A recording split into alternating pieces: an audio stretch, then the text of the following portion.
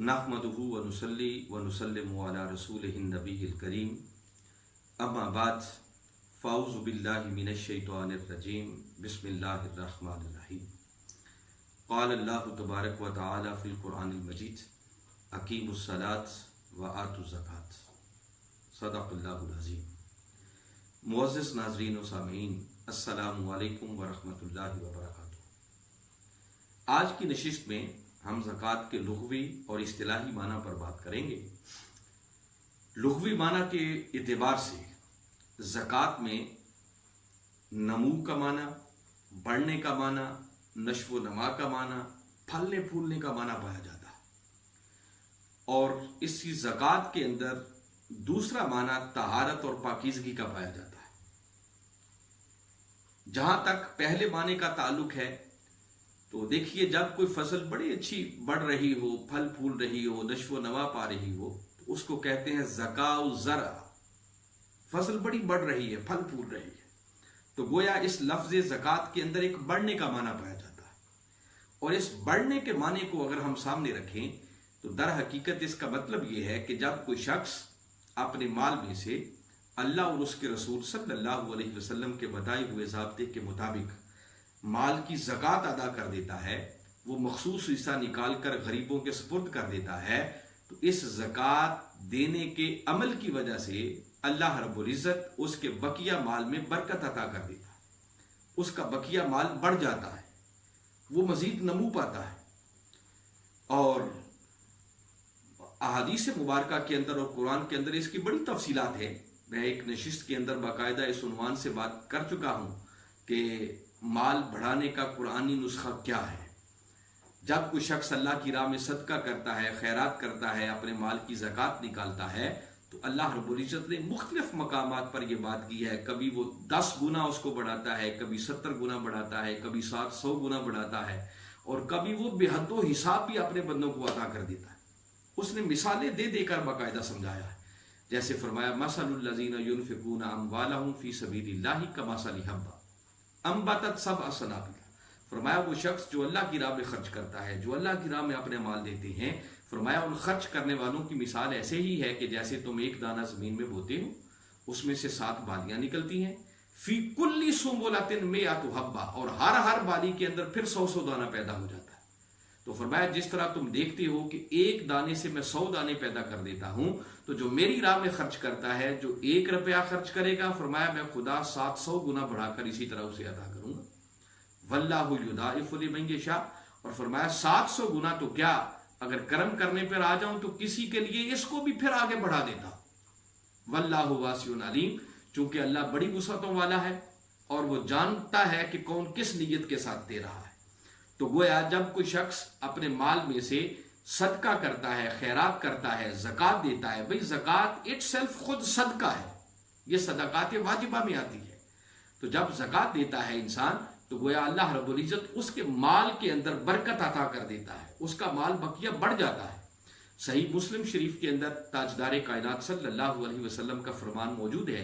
मेरे आका सल्लल्लाहु अलैहि वसल्लम ने फरमाया मा नकसत सदक़तुन मिन माल, फरमाया कोई सदका माल में कमी वाक़ई नहीं करता है।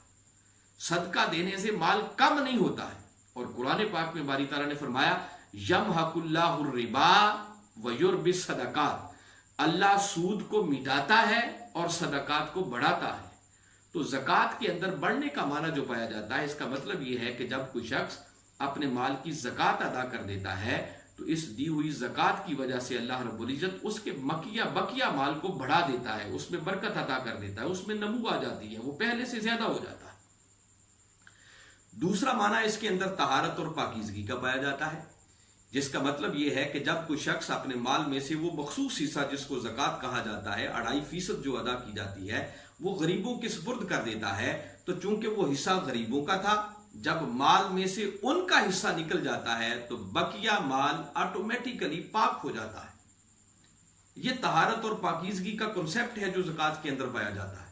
इस सेंस में यह लफ्ज इस्तेमाल हुआ है। जैसे कुरान पाक ने एक मकाम पर बारी ताला ने इरशाद फरमाया कद अफलह मन ज़क्काहा, तहकीक फला पा गया वो शख्स जिसने अपने मन का तज़किया कर लिया। اپنے من کو پاک اور صاف کر لیا، من کو اجلا کر لیا. تو زکوٰۃ کے اندر اس طہارت اور پاکیزگی کا معنی پایا جاتا ہے. تو میں عرض کر رہا تھا کہ جب کوئی شخص مال کی زکوٰۃ نکال دیتا ہے تو اس طہارت اور پاکیزگی کے ایک سینس یہ ہے کہ اس بندے کا بقیہ مال پاک ہو جاتا ہے، مال کو طہارت نصیب ہو جاتی ہے. اور دوسرا پہلو اس کا یہ ہے کہ صرف مال ہی پاک نہیں ہوتا بلکہ بندے کا من پاک ہوتا ہے. انسان کے اندر مال، اللہ نے انسان کی فطرت کے اندر مال کی محبت رکھی ہے. تو جب انسان اپنے مال میں سے زکوٰۃ نکالتا ہے، صدقہ کرتا ہے، خیرات کرتا ہے، غریبوں کو دے دیتا ہے، اپنی محنت سے کمائے ہوئے مال میں سے دوسروں کو دیتا ہے، تو دینے کی وجہ سے بندے کے دل سے مال کی محبت نکلتی ہے. جب دل سے مال کی محبت نکلے گی تو اس میں اللہ اور اس کے رسول کی محبت کی جگہ بنے گی. تو گویا جب مال کی محبت دل سے نکل گئی تو بندے کا دل پاک ہوا، بندے کا من پاک ہوا. تو گویا زکوٰۃ دینے سے مال تو پاک ہوتا ہی ہے، اس کے ساتھ ساتھ بندے کا من بھی پاک ہوتا ہے. اور ناظرین مکرم یاد رکھیں، زکوٰۃ دینے سے صرف من ہی پاک نہیں ہوتا بلکہ بندے کا تن بھی پاک ہوتا ہے، بندے کا ظاہر بھی پاک ہوتا ہے اور بندے کا باطن بھی پاک ہوتا ہے. آپ کبھی قرآن پاک کی سورہ توبہ کی اس آیت کریمہ پر غور کریں جس میں باری تعالیٰ نے خطاب اپنے محبوب مکرم صلی اللہ علیہ وسلم سے فرمایا خذ من اموالہم صدقۃ، اے میرے محبوب مکرم صلی اللہ علیہ وسلم آپ ان کے مالوں سے صدقات وصول کریں. اور صدقات وصول کر کے کیا کریں؟ آگے فرمایا تطہرہم وتزکیہم بہا، اور اے میرے محبوب مکرم صلی اللہ علیہ وسلم ان کے مالوں سے صدقات وصول کر کے تطہرہم، پھر آپ ان کو طہارت عطا کر دیں. تطہرہم، ہم سے مراد مال نہیں ہے، ہم سے مراد وہ صدقہ دینے والے لوگ ہیں. محبوب آپ ان کو طہارت عطا کریں. اور اس طہارت کی ایک سینس یہ ہے کہ جب بندہ اللہ کی راہ میں زکوٰۃ دیتا ہے، صدقہ کرتا ہے، خیرات کرتا ہے، تو اس کی وجہ سے اللہ رب العزت اس بندے کے گناہوں کو معاف کر دیتا ہے. وہ جو اس پر گناہوں کا بوجھ تھا، اللہ رب العزت اس دینے کے عمل کی وجہ سے بندے کے گناہوں کو مٹا دیتا ہے. جب گناہ بندے سے دور ہو جاتے ہیں تو بندے کا ظاہر بھی گویا پاک ہو جاتا ہے. جیسے سورہ بقرہ میں ایک مقام پر باری تعالیٰ نے ارشاد فرمایا الشیطان یعدکم الفقر، میرے بندو یاد رکھو جب تم دینے لگتے ہو تو شیطان آ کر تمہارے دلوں میں وسوسے پیدا کرتا ہے کہ بندے دے دیا تو غریب ہو جائے گا، کنگال ہو جائے گا، پیسے کم ہو جائیں گے. وَيَأْمُرُكُمْ بِالْفَحْشَاءِ، لیکن جب بے حیائی کی بات آ جائے، فضول کاموں میں خرچ کرنے کی بات آ جائے تو تمہیں بڑا انکریج کرتا ہے کہ خوب خرچ کرو. فرمایا ایک طرف شیطان ہے جو تمہارے دلوں میں یہ وسوسے پیدا کرتا ہے، اور ساتھ فرمایا وَاللَّهُ يَعِدُكُمْ مَغْفِرَةً مِّنْهُ، اور فرمایا دوسری طرف میں اللہ ہوں جو تم سے وعدہ کرتا ہوں کہ اگر میری راہ میں دو گے تو مغفرۃ منہ، تو میں اس کے صدقے تم سے وعدہ کرتا ہوں کہ تمہیں مغفرت عطا کر دوں گا، تمہیں بخشش عطا کر دوں گا، تمہارے گناہوں کو معاف کر دوں گا. وفضلا، اور تم پر اپنے فضل کے دروازے کھول دوں گا. تو مغفرت کا لفظ بتا رہا ہے کہ جب بندہ دیتا ہے تو اللہ اس کے گناہوں کو بخش دیتا ہے. اسی سورہ بقرہ میں ایک مقام پر ظاہراً کھلے عام صدقات دینے کی بھی تعریف کی، چھپا کر دینے کی بھی بات کی. فرمایا یہ دونوں پہلو تمہارے لیے خیر کے ہیں. اور ساتھ آگے فرمایا کہ جب تم یوں صدقات دو گے، کبھی ظاہر کر کے کبھی چھپا کر، تو آگے فرمایا ان صدقات کی بدولت وَيُكَفِّرُكُمْ مِنْ سَيِّئَاتِكُمْ، فرمایا تمہاری اس ادا کردہ زکوٰۃ کی وجہ سے اللہ رب العزت تمہارے گناہوں کو تم سے مٹا دے گا، تمہارے گناہوں کو تم سے دور کر دے گا. تو جب بندے کے گناہ دھل جاتے ہیں، گناہ بندے سے دور ہو جاتے ہیں، تو گویا بندے کا ظاہر بھی پاک ہو جاتا ہے. اور خالی ظاہر کی بات نہیں کی، سورہ توبہ کی اس آیت کریمہ میں فرمایا وَخُذْ مِنْ أَمْوَالِهِمْ صَدَقَةً، فرمایا محبوب آپ ان کے مالوں سے صدقات وصول کریں. اور آگے فرمایا تطہرہم، محبوب آپ ان کے ظاہر کو بھی طہارت عطا کریں، وتزکیہم بہا، اور یہ جو انہوں نے صدقات دیے ہیں ان صدقات کی بدولت پھر ان کے من کو بھی آپ تزکیہ کی دولت عطا کر دیں، ان کے مال میں بھی برکت عطا کر دیں، ان کی جان میں بھی برکت عطا کر دیں. محبوب ان کے ظاہر کو بھی پاک کر دیں اور ان کے باطن کو بھی پاک کر دیں.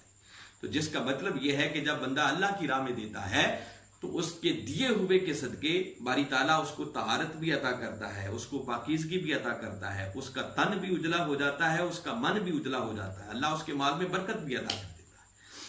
اور اصطلاحی طور پر زکوٰۃ کا معنی یہ ہے کہ اللہ اور اس کے رسول صلی اللہ علیہ وسلم کے بتائے ہوئے ضابطے کے مطابق جو صاحب نصاب شخص ہے اس کا اپنے مال میں سے 40واں حصہ یعنی 2.5%، 2.5% مال کا حصہ نکال کر غریبوں کو دینا، وہ حصہ جو نکالا جاتا ہے 2.5%، اس کو زکوٰۃ کہا جاتا ہے۔ اور اس پورے پروسیس کو، اس زکوٰۃ کو نکال کر غریبوں کے سپرد کرنے کے عمل کو بھی زکوٰۃ کا نام دیا جاتا ہے۔ ایکچولی تو جو ہمارے ہاں معروف ہے، زکوٰۃ اس حصے کو کہتے ہیں کہ کسی بندے کے پاس اگر 100 روپیہ تھا تو 100 میں سے وہ جو 2.5 روپے اس نے نکالے تو وہ 2.5 روپے زکوٰۃ کہلاتی ہے، اس حصے کو بھی زکوٰۃ کہتے ہیں۔ مگر دوسری طرف میں عرض کر رہا ہوں کہ اس پورے عمل کو، کہ اپنے مال میں سے غریبوں کا وہ مخصوص حصہ نکال کر مال کا 40واں حصہ ان کے سپرد کرنا، اس عمل کو بھی اٹ سیلف زکوٰۃ کہا جاتا ہے۔ اللہ رب العزت کی بارگاہ میں دعا ہے کہ باری تعالیٰ ہمیں زکوٰۃ کے اس تصور کو سمجھ کر اور اس فریضے کو ادا کر کے اپنے مالوں کو بڑھانے کی بھی توفیق عطا فرمائے، اور اپنے تن اور اپنے من کو بھی پاک اور اجلا کرنے کی توفیق عطا فرمائے۔ وما علینا الا البلاغ۔